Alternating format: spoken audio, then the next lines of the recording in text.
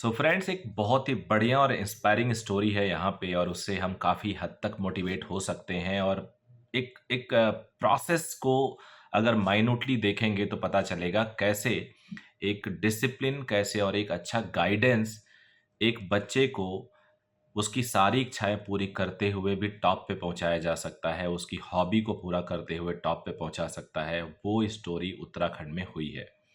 And जो भी सुन रहा है वो दांतों तले उंगली दबा रहा है बिकॉज ये जो स्टोरी है ये नॉर्मल नहीं है, it is something very good.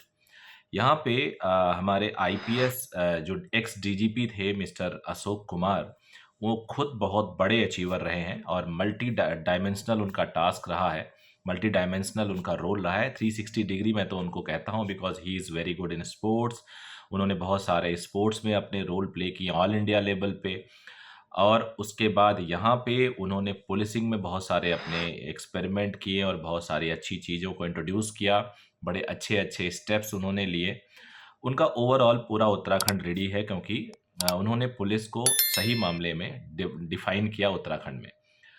वो बैडमिंटन के नेशनल लेवल पे उनके ऑफिस बियरर थे बैडमिंटन एसोसिएशन ऑफ इंडिया, और उनकी बेटी 9 ईयर्स से ही बैडमिंटन में फुल टाइम इंगेज थी। And she won so many national और international award, more than 70 award उस बच्चे के पास थे। और मैं इसलिए ये स्टोरी मोटिवेशनल मानता हूँ क्योंकि सर का बेटा भी, सर खुद आईआईटी दिल्ली से पास आउट है। आईआईटी दिल्ली से पास आउट होकर वो आईपीएस बने। आईपीएस बनने के बाद सर का जो बेटा है वो खुद आईआईटी दिल्ली में पढ़ रहा है। और बेटी को लॉकडाउन के बाद, उसकी इंजरी के बाद जो समय मिला उसमें उन्होंने गाइड किया और वो बच्ची सबको सरप्राइज करते हुए आईपीएस में सेलेक्ट हुई और उसकी ऑल इंडिया रैंक है 178। I think 178, yes 178 all India rank है।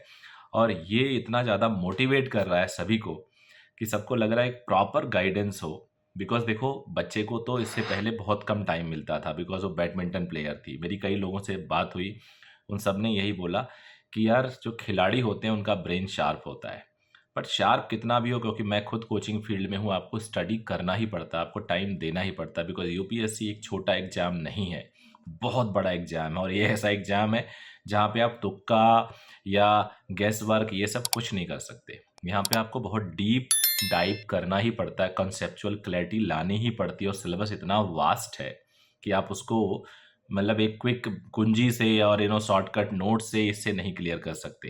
ये वन डे एग्जाम नहीं है। तो सर का जो गाइडेंस है, अशोक कुमार जी का वो जो गाइडेंस रहा उसकी वजह से, बिकॉज अभी भी मैं देखता हूँ वो यूपीएससी को गाइड करना स्टार्ट किए हैं। अभी वो स्पोर्ट यूनिवर्सिटी हरियाणा में वाइस चांसलर हैं और वो अभी भी अपने ब्लॉग, अपने सोशल मीडिया के थ्रू यूपीएससी एस्पिरेंट को गाइड कर रहे हैं।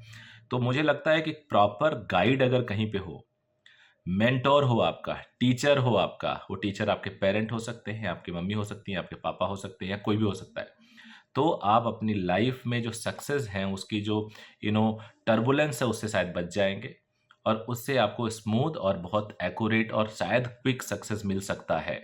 सब लोग इतने फॉर्चुनेट नहीं होते हैं, लेकिन मैंने देखा है कि वो अपने सोशल मीडिया से सबको ऐसे सर्विसेज दे रहे हैं। उन्होंने बुक भी लिखी है। तो ये वीडियो मैं डेडिकेट उनको कर रहा हूँ because this is something very inspiring. कल से मैं एकदम एकदम टेंशन में हूँ, खुशी वाला टेंशन कि यार ऐसे ऐसे भी हो सकता है। और इस न्यूज़ ने इतनी पॉजिटिविटी दी है मुझे ही नहीं, कई लोगों को, और मुझे लगता है सबको इससे सीखना चाहिए।